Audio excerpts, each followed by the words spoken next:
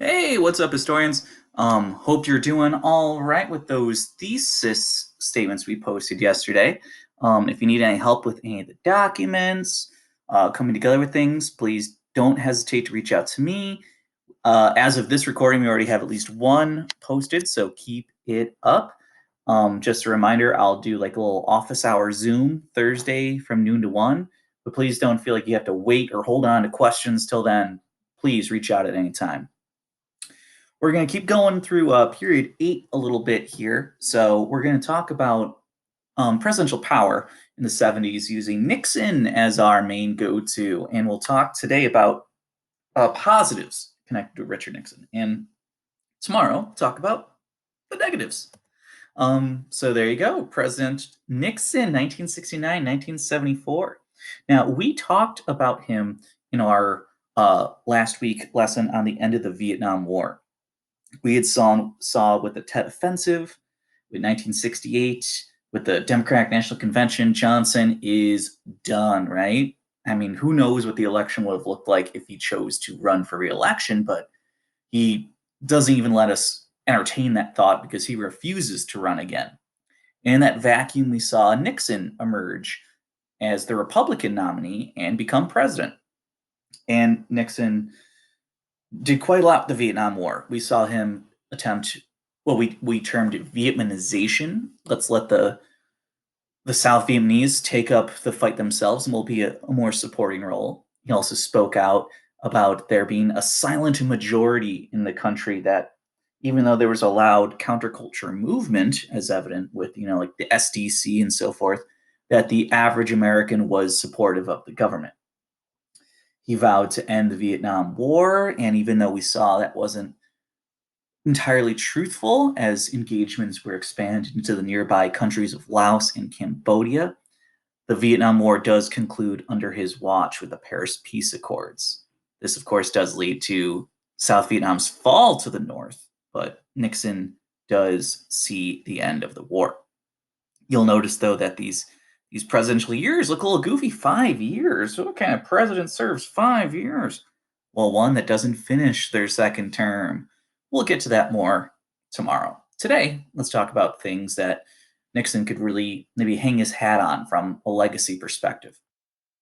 First being the EPA, the Environmental Protection Agency, 1970.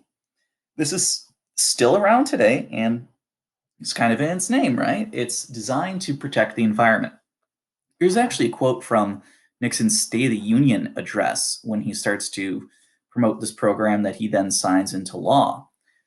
The 1970s, a historic period when, by conscious choice, we transform our land into what we want it to become.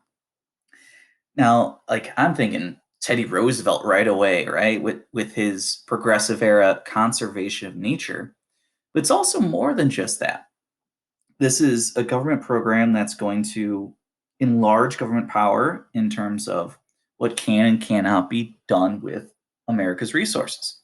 This had become ever more apparent with deforestation throughout the continent in the 60s and 70s. So Nixon did have pretty bipartisan support to make this happen. The EPA is still around today, with a budget of $9.7 billion this year. And while it sounds like a ton of money, notice down here, that's only 0.1% of the budget. So, although it's still a very important program, it's not necessarily as well funded. Another big program is the Philadelphia Plan. Now, what this was attempting to do was some might refer to it as an affirmative action program. And it's named after Philadelphia because it was targeting skilled union work, in particular in places like Philadelphia, to try to establish fair hiring practices to enlarge minority membership in these groups. And its effectiveness is called into question when the unions themselves start to have their power limited and its implementation isn't exactly where it needs to be successful. But we're still seeing kind of a shift here. If you were a strong conservative Republican, you're kind of hoping that this Republican president is coming in to kind of scale back government, scale back this Johnson Great Society of government encroachment into to life. But what we see in some ways is that that door can't be fully closed anymore. Social Security isn't destroyed or taken away. In fact, it's kind of set in concrete with Nixon. The Philadelphia Plan is a great example of government involvement that traditional conservatives would oppose. Or even the EPA, a new federal agency, that sounds like great society thinking, not necessarily traditional conservative thinking. So Nixon is challenging, in some ways, maybe his own party. One of his greatest accomplishments is his visit to China. Remember, China had fallen to communism in 1949. This was seen as one of the biggest black eyes in American foreign policy during the Cold War. And Nixon starts to think that maybe enough time has passed to start to reopen relationships. Maybe China isn't just this puppet of the Soviet Union. Maybe it's more independent and more forward thinking than we might have initially thought. So it's a landmark visit he goes on television for most of it, interact with Chinese leadership. It's the first time a president had done that. And it really does start to not just open a door between America and China, but also start to maybe drive a wedge between China and the USSR. So it's definitely a huge success.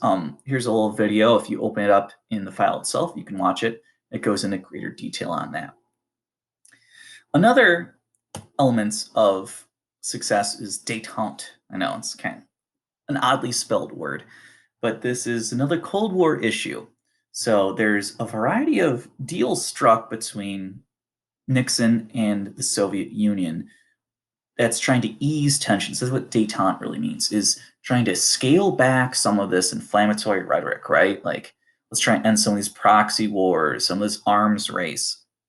So the two countries sign ABM treaties, SALT treaties. These are strategic arm limitation treaties, basically trying to scale back the amount of weapons they're each producing.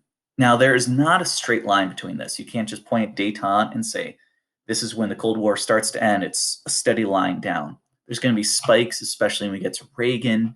There will continued frustrations between the two sides.